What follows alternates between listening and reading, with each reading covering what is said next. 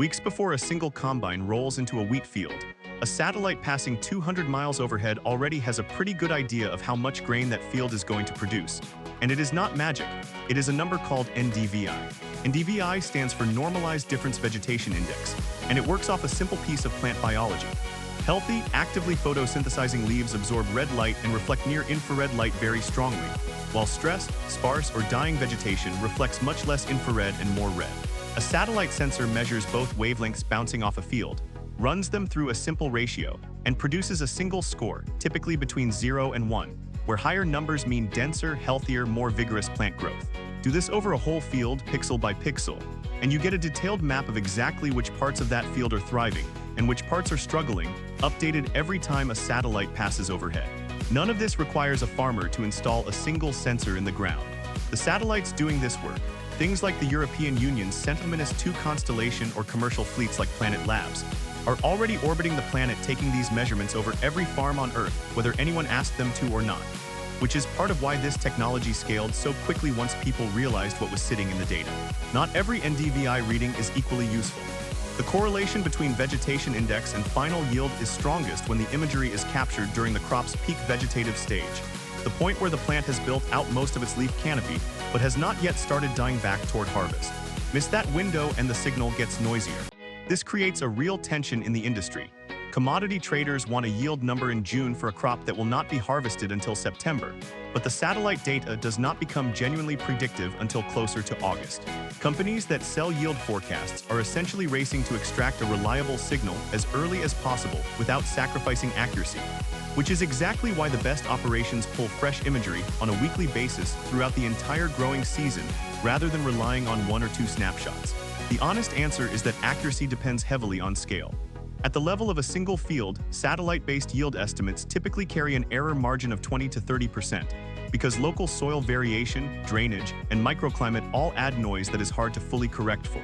Zoom out to a whole region or an entire country, and those errors average out dramatically, down to somewhere between 5 and 10%, which is precise enough to genuinely move commodity markets.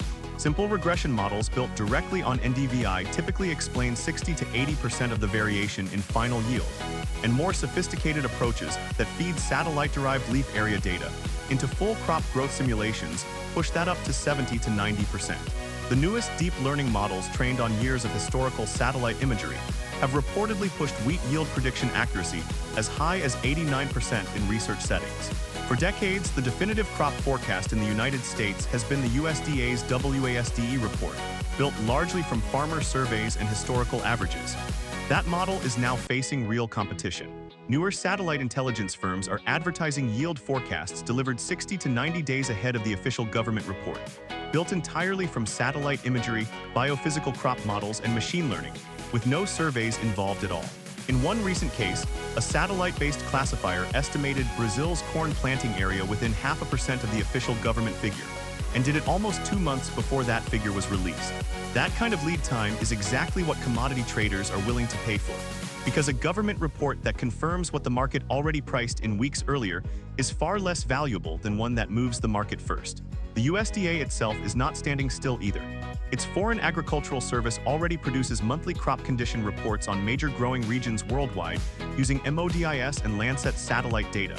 And those reports feed directly into the same WASDE estimates that traders have relied on for years. Europe runs a parallel system, using Sentinel-2 imagery combined with weather data to forecast yields across the entire continent every season.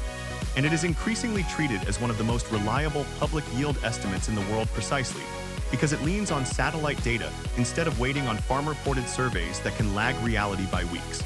The current frontier is resolution and speed. Combining higher resolution commercial satellites like PlanetScope with the free, publicly available Sentinel-2 data lets researchers zoom in from a blurry regional average down to individual sections of a single farmer's field, catching problems like drainage issues or pest damage in one corner of a field that a whole field average would completely hide. Deep learning is accelerating this even further, with models trained on years of historical satellite imagery learning to spot subtle patterns in plant stress that a simple NDVI ratio would miss entirely, sometimes flagging a problem area weeks before it would be visible to the human eye from a truck window at the edge of the field. As more of this data becomes cheaper and more automated, the gap between what a satellite can tell you in real time and what a government survey tells you months later is only going to widen. And for farmers deciding whether to irrigate, traders pricing futures contracts, and insurers pricing crop coverage, that gap is worth real money. So the next time you hear a crop forecast on the news weeks before harvest starts, remember it probably did not come from a person walking a field with a clipboard. It came from a satellite reading the color of light bouncing off millions of leaves from 200 miles up.